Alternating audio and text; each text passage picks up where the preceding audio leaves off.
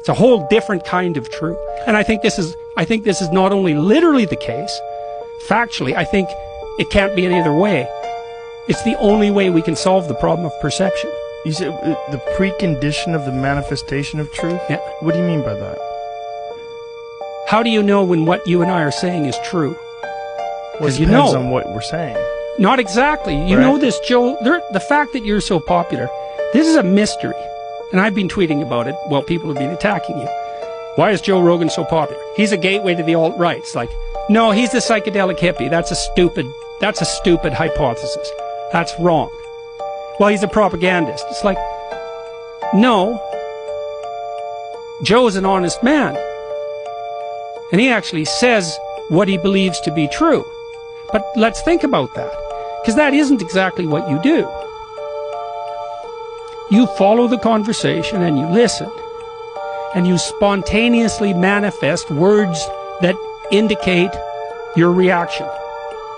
And it isn't the words themselves exactly that are true, because you might be wrong and you might be right? I mean, what do you know or what I know? We're going to be wrong a bunch during this conversation. But the process that we're manifesting in the discovery of truth and untruth, that's not wrong. That's exactly right. And you know when we're doing it because it's so engaging. The process that we're manifesting. You bet. Meaning? The mutual exploration of structures of truth through dialogue. Okay. In good faith. In good faith. In good faith. That's the most important thing. Yes. And then we could ask, well, what does in good faith mean? Okay, so first of all, I can trust you. And that's been my experience. You've never played games with me. We disagree. That's fun.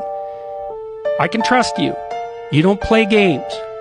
I can talk to you. You listen and you say things. We have a conversation. It's real. It's fun. We fall into it. The time flies by, right? Yeah. That's a cool thing. That the burden of temporal mortality lifts in the face of genuine dialogue. You think, well, there's a marker for paradisal meaning. It's like a bit of transcendence of death right there and then. You think, no, it's not. It's like, yeah, you go for 5 years without a meaningful conversation and see if you're dead. Because if you're not, you're sure going to want to be. Well, it's akin to isolation. I mean, you can be around people but not have a good conversation, and you might as well be isolated. You are isolated in the prison of your own thoughts. What's the problem if you do, like, if you are stuck somewhere where the only conversation that's available is with dull people? Like if you have a job and the people at the job are like your friend who was on cocaine and alcohol and wound up dying from it. Like those kinds of people, if you're only around them, it can severely limit the way you express yourself and the way you see the world and the amount of stimulation you get out of interacting with people.